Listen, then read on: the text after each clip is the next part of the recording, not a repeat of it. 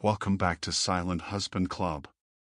We know it's been a while, and we truly apologize for the long silence. From now on, we'll do our best to bring you a new story every single day. What would you do if the woman you trusted most suddenly began to change right when life handed you unimaginable fortune and responsibility? Love can comfort, but it can also betray. This is the story of how I discovered that not all smiles are meant to last. Before we begin, don't forget to subscribe, leave a like, and share your thoughts in the comments. It helps our channel grow and ensures you never miss a new story. That morning began like any other, with the quiet hum of the city pressing against the thin walls of our rented apartment. I remember pouring myself a cup of coffee, watching the sugar dissolve in the steaming black liquid, while Claire sat across from me at the small kitchen table, still wrapped in the haze of sleep, scrolling through her phone. Our lives were modest, no luxuries, no extravagance, but steady enough to feel safe. I didn't know how quickly that sense of safety could vanish. My phone buzzed, and when I glanced at the screen, my chest tightened. The number belonged to Henry Caldwell, my father's attorney. That man had never called me before. His voice on the other end was calm, measured, but the words he spoke cut me open. My father, Richard Moore, had died in the night. A massive heart attack. The funeral was already being arranged. For a moment, I couldn't speak. My hand trembled so violently I nearly dropped the phone. And when the call ended, I just stood there, staring at the empty air, as though the walls themselves were mocking me. I had spent years telling myself I didn't care, that the distance between my father and me meant I was free of him. Yet the tears came anyway, hot, uninvited, relentless. Claire rushed to me, her eyes wide, her voice urgent. I managed only a whisper, "My father's gone." She wrapped her arms around me, and for the first time in years, I let myself break against someone's shoulder. All the silence, all the pride, all the missed words between me and Richard came crashing down. I cried for him, and maybe even more, I cried for myself.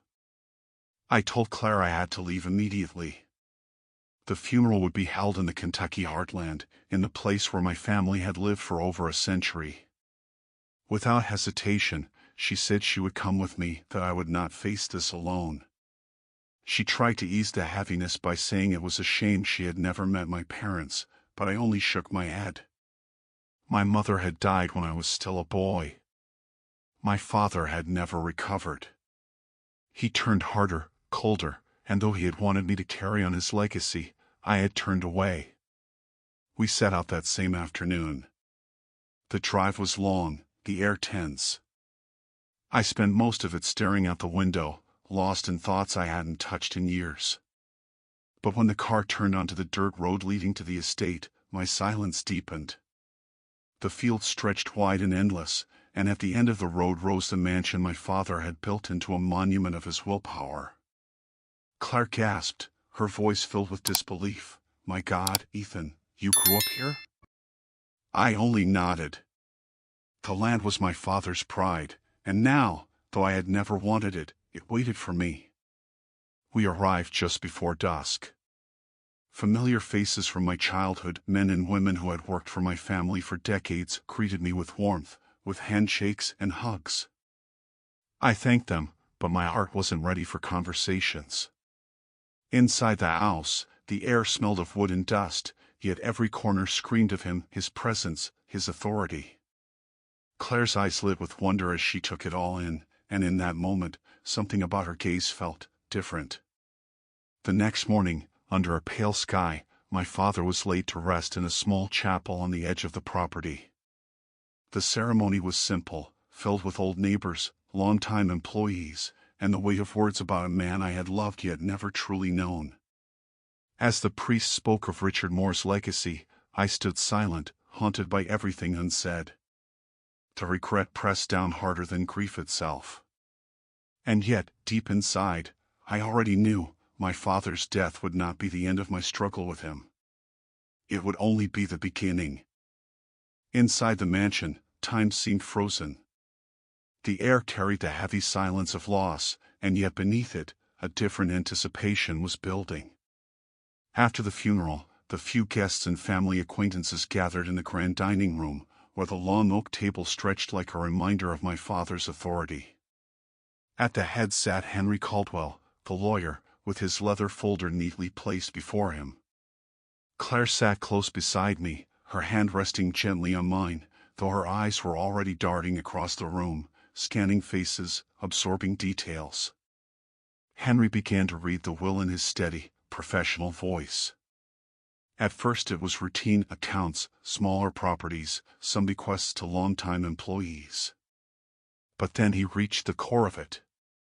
With every word, the air in the room thickened until silence itself seemed to press against my skin. My father had left me everything. The entire estate. The land, the cattle, the crops, the warehouses, the equipment, the contracts, the Moore farm, valued at over $120 million, was mine alone. For a moment, I couldn't breathe. The weight of it wasn't gold, it was stone, pressing on my chest. While those around me whispered and exchanged stunned glances, I sat still, unable to move. It wasn't fortune that I saw, it was a burden carved by generations, a legacy I had turned my back on, now handed to me as both gift and punishment. I turned to Claire, and that's when I noticed it. Just a flicker in her eyes, a sparkle that hadn't been there before. She tried to hide it with a quick smile, squeezing my hand, whispering how much my father must have trusted me. But the truth lingered in that single flash of light. She wasn't just seeing land and heritage. She was seeing power, wealth, opportunity. I wanted to believe otherwise. I wanted to believe she was here only for me, that her affection was born of loyalty and not circumstance. But in that moment, a small unease began to take root. I brushed it aside. My grief was too fresh, my mind too full to give it space. In the days that followed, I was consumed by responsibility. Paperwork, decisions, meetings with administrators. I barely had time to process my father's death, much less the enormity of what had fallen into my hands.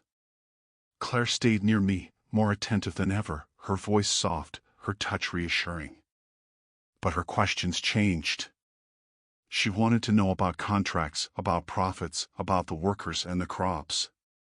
She laughed and teased, saying she wanted to learn how cattle raising worked. One night, as we sat in the dim glow of the dining room lamp, she leaned closer and spoke in a tone both casual and deliberate. "We should think about marriage, Ethan," she said, as if the idea had always been in the air, waiting to be spoken. My heart tightened. Before the inheritance, she had always brushed away the topic, preferring freedom and dreams of travel. Now, suddenly, it was urgent. I nodded slowly, but I felt unsettled.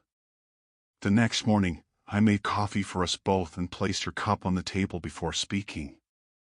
"If we marry," I said carefully, "I want it to be clear from the beginning.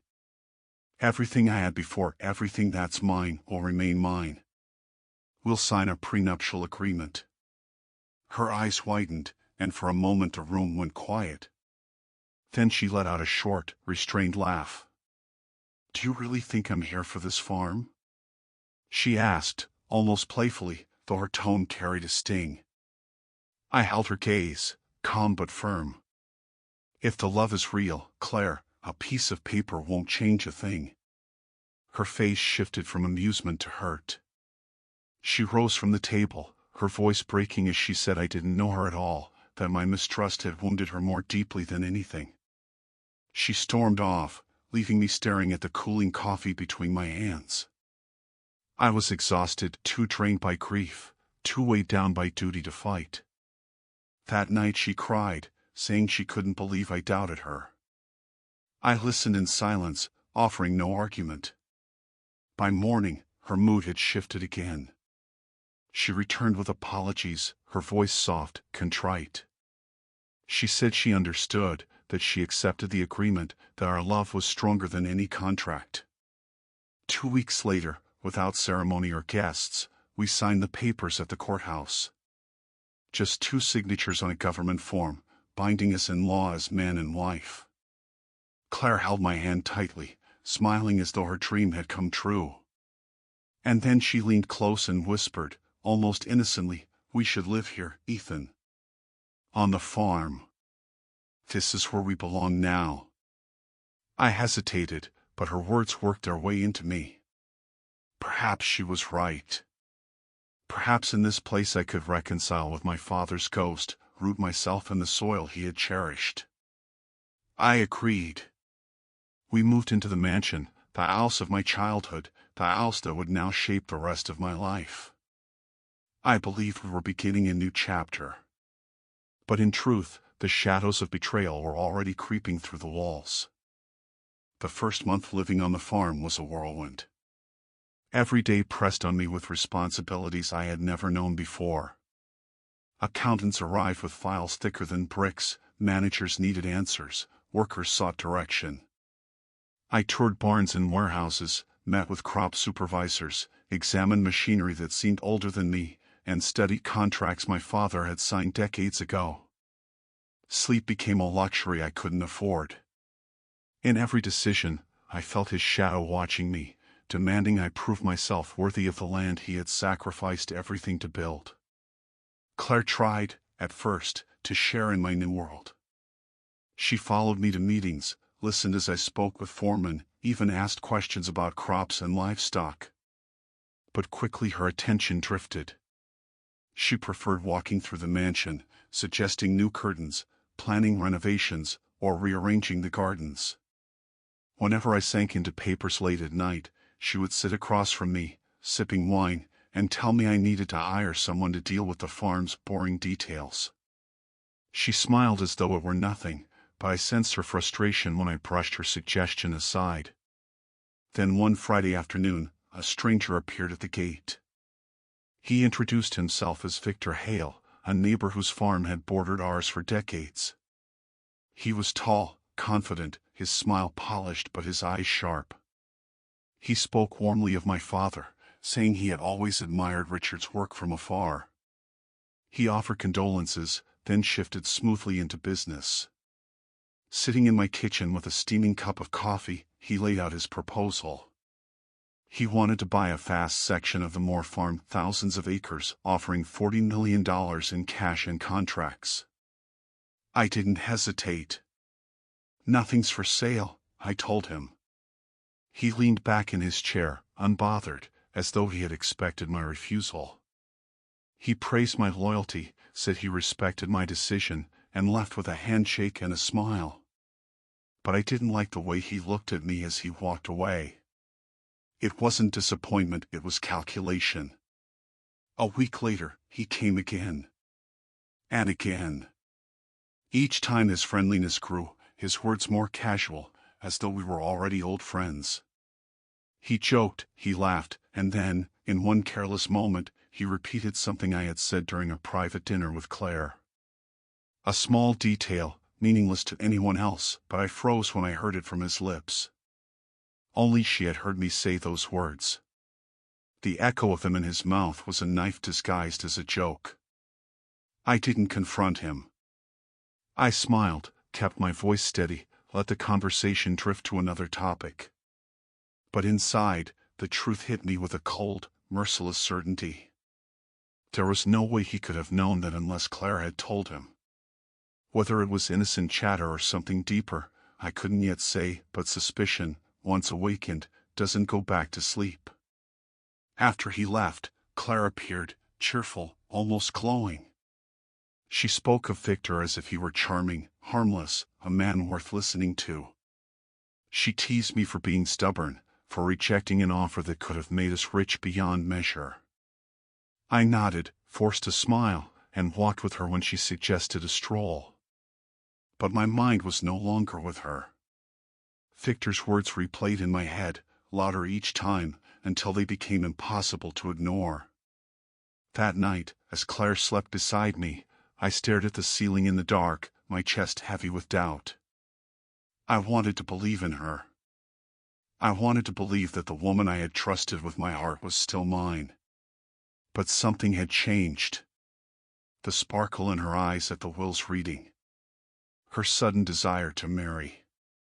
Her constant questions about the farm. And now, Victor. The pieces were beginning to form a picture I did not want to see. I told myself to wait. To watch. To be patient. Confrontation could wait, but vigilance could not. Something was moving beneath the surface of my marriage, and I knew that if I wasn't careful, I would drown before I saw it coming. Weeks passed, and Claire began to create her own rhythms apart from me. She said she needed space from the endless routines of the farm, that she liked to wander into the nearby town with its quiet streets, cozy cafes, and little artisan shops. At first, I didn't question her. I thought it was healthy, even good for her. I believed she was simply trying to hold on to a lighter, simpler life while I buried myself in the heavy machinery of inheritance. Trust had been my natural instinct, but now, every time she left, my chest tightened just a little more. It wasn't until a supplier I had known for years asked for a private meeting that suspicion became certainty. We met behind one of the old warehouses, away from ears and eyes. He shifted nervously, glancing around, before finally speaking. He said he had been at Victor Hale's property recently, delivering supplies, when he saw something he hadn't expected and something he felt I needed to know. His voice grew firmer as he described it, Claire, in Victor's arms, their faces close, their lips meeting without hesitation. Not stolen glances, not a fleeting mistake, but the ease of two people who belonged to each other. I felt the blood drain from my face. My throat closed. "Are you certain?" I asked, my voice breaking with a calm I did not feel.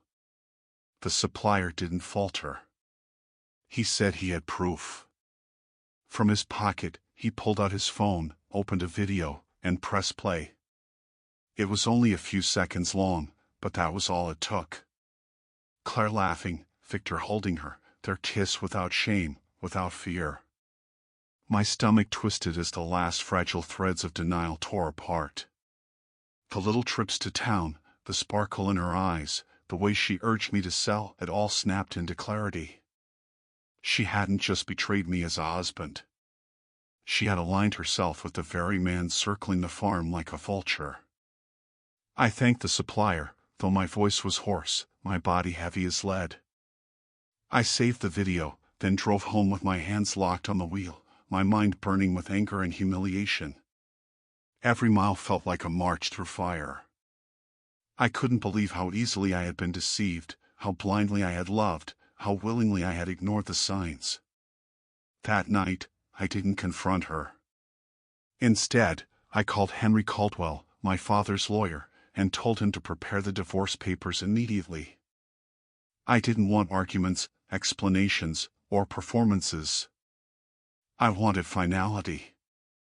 My heart was already split, but my resolve hardened with each passing hour. When the papers were ready, I waited. I waited for the right moment, for the mask to fall from her face by my hand. One afternoon, Claire returned from yet another day in town, smiling, carrying a paper bag with an apple pie she claimed was from a charming bakery. She chattered as if nothing in the world was wrong. I asked her to sit. She laughed, asked why I was so serious, but she sat anyway. I slid the envelope across the table. She opened it, confused at first, then amused, as though I were playing a cruel joke. "What is this, Ethan?" she asked. I met her eyes, steady, cold. "Divorce papers." Her laughter cracked, fell silent, and then her face drained of color. She shook her head, tried to deny it, to laugh again, but I didn't flinch. Without a word, I unlocked my tablet, opened the video, and set it on the table in front of her. She watched, and I watched her. Her lips trembled, her eyes filled, and then the begging began. She said she was confused, that she had made a mistake, that she still loved me, that Victor meant nothing. I listened in silence. When she finished, I spoke with a calm that felt like steel inside me. You signed the agreement. You promised you'd never claim what isn't yours. Now it's time to keep your word. I stood, leaving her trembling in her chair, her face streaked with tears. My last words hung in the air. You'll be gone from this farm by the end of the day. It was the end of our marriage, but only the beginning of what was to come. Claire left that afternoon, her bags carried by Roberto, one of the oldest farmhands who had served my family since my father's youth. She tried to hold her head high, but I saw the collapse in her shoulders, the emptiness behind her eyes. She had gambled everything on Victor Hale, and now the hand she thought was golden had turned to ash. I didn't watch her go. I couldn't. I simply turned back to the work that had always been there, the land that had never betrayed me. But my fight wasn't finished. I refused to let Victor walk away untouched, not after he had slithered into my marriage, poisoned my home, and tried to undermine me at my weakest. With Henry Caldwell at my side, we filed a lawsuit under alienation of affection, a rare but powerful law that allowed a betrayed husband to hold accountable the man who had meddled with his marriage. The case was delicate, but the evidence was undeniable: the testimony of the supplier, the video of Claire in Victor's arms, the timeline of his repeated visits. Piece by piece, Henry built a case sharp enough to cut through every lie. When the trial came, Victor walked into the courtroom still wearing his polished smile, but by the time Henry finished presenting, that smile had cracked. The judge listened, weighed, and finally ruled in my favor. Victor Hale was ordered to pay damages 6 figures, a sum significant enough to sting, but the true victory was not the money. It was the humiliation. The town spoke of him now with disdain, whispers spreading through cafes, through radio chatter, through the quiet exchanges of neighbors. The proud man who once carried himself like a king had been dragged through the mud, his name smeared with betrayal and scandal. But humiliation is a dangerous poison. For some, it teaches humility. For others, it feeds a fire that devours what little reason remains. Victor was the latter. Stripped of pride, wounded in the public eye, he grew bitter, reckless. His charm vanished, leaving only anger. And anger, when left to rot, always seeks destruction. One quiet night, with the cicadas singing in the fields and the stars watching silently overhead, Victor made his move. With a handful of his men and 2 gallons of gasoline, he crept onto my land under cover of darkness. His target was not me, but something older, more vulnerable, the great barn that had stood for generations, a place that housed tools, equipment, and the echoes of my childhood. Burning it down would be more than arson. It would be an attempt to burn away my history, to leave me gutted, ruined, broken like he was. But what Victor didn't know was that I had fortified the farm in ways my father never had. Cameras, silent alarms, a direct line to the sheriff. The moment his men began to pour gasoline, the system triggered. Police were already on their way when Victor struck the first match. By the time the patrol cars arrived, their headlights cutting through the fields, Victor was still crouched with fire in his hand. They wrestled him to the ground, his rage spilling into curses as they dragged him away in handcuffs. News traveled fast. By morning, the story of Victor Hale's attempted arson was on every tongue. His downfall was complete, no longer just a man who had chased another's wife, but the man who had been caught destroying what wasn't his. And somewhere, in a cramped city apartment, Claire read the headlines and realized the full weight of her mistake.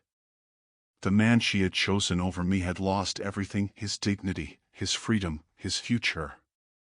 And she, who had imagined herself stepping into wealth and power, was left with nothing but silence and regret.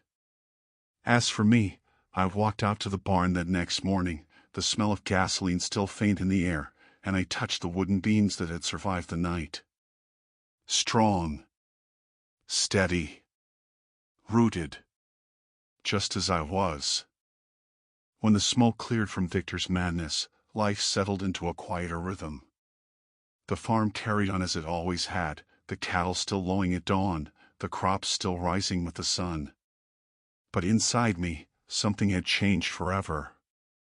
I had stared betrayal in the face, endured humiliation, and watched greed eat away at those who once smiled beside me. And yet, I was still standing. The land had tested me, just as it had tested my father and his father before him. Where others crumbled, I endured. Claire's story, meanwhile, was far different. Word spread that she had returned to her parents' small apartment in the city. I pictured her old childhood room, boxes stacked against the walls, a thin mattress on the floor, a place that must have felt like a cage after the halls of the mansion.